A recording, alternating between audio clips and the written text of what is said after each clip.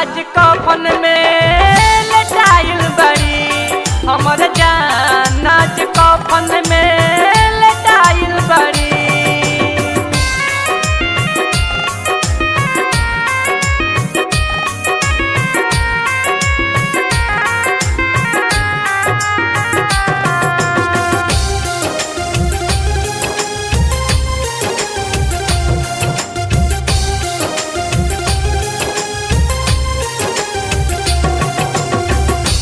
घर में साथ छूटा दूसरा में घर हो लगा ले लो फांसी तहरा लागल न डर हो।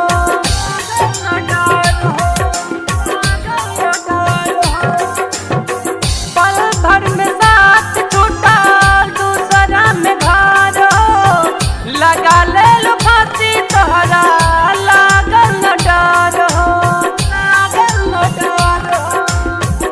मन काद छुराई कर जवा में मारली तोहरा संग हम जिंदगी गुजारली।